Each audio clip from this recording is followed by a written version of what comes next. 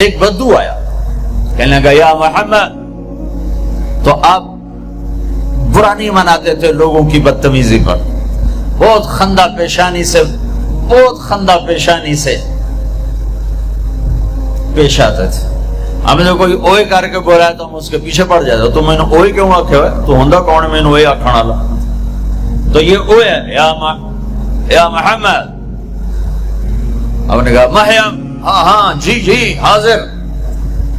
تھا بھی کافر، کہنے گا ثلاث خصال منک لا افہم، تیری 3 باتیں میری سمجھ میں نہیں آتی. آپ نے کہا کیا؟ کہ تو یہ کہتا ہے ہم اپنے باپ دادے کا دین چھوڑ کر تیرے دین پر آ جائیں گے. کیوں آ جائیں گے؟ اور تو یہ کہتا ہے کہ روم اور فارس فتح ہو جائیں گے. کیسے فتح ہو جائیں گے؟ ہمیں روٹی نہیں ملتی. اور تو یہ کہتا ہے کہ مر کے مٹی ہو کے پھر اٹھائے جائیں گے. بھلا یہ کیسے ہو سکتا ہے کہ مر کے مٹی ہو اور پھر اٹھائے جائیں؟ تو آپ مسکرائے اور آپ نے فرمایا لعل الحیات تطول بک، امید ہے تیری زندگی لمبی ہوگی. اور جب اللہ کے نبی کہتے تھے امید ہے تو وہ یقین ہوتا تھا. یہ ہماری طرح یہ امید ہے کہ ہو جائے. جب آپ کہتے تھے امید ہے تو مطلب ہے ہو گیا.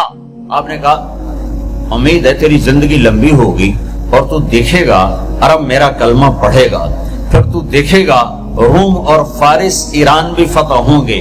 اور پھر باقی رہے گی تیسری بات، موت کے بعد مر کے اٹھائے جانے کی. تو حشر کے دن تیرا ہاتھ پکڑوں گا اور تجھے یاد دلاؤں گا تیسری بات ہو گئی کہ نہ ہوئی. وہ بھی کوئی بڑا تکڑا تھا، کہنے لگا میں نہیں مانتا. واپس چلا گیا. 8 ہجری میں مکہ فتح ہو گیا، سارا عرب کلمہ پڑھ گیا.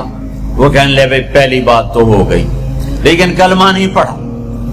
حضرت صدیق کا دور گزر گیا، حضرت عمر کے دور کی درمیان میں آ کر ایران فتح ہوا اور روم فتح ہوا. تو کہنے لے بھائی دوسری بھی ہو گئی، اب تو تیسری بھی ہو ہی جائے گئی، چل ویلی ہن تم ہی کلمہ پڑھ لا. تو اس نے اپنی کھاری اٹھائی اور مدینے آ گیا، مسلمان ہو گیا.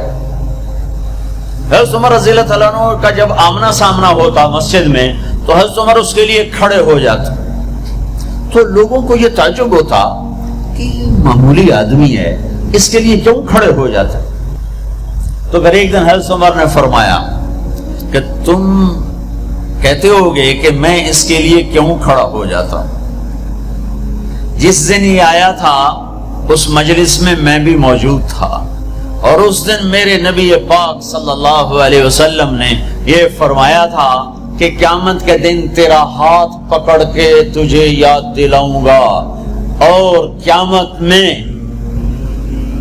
جس کا ہاتھ میرے نبی نے پکڑ لیا جنت میں داخل کرنے سے پہلے نہیں چھوڑیں گے. یہ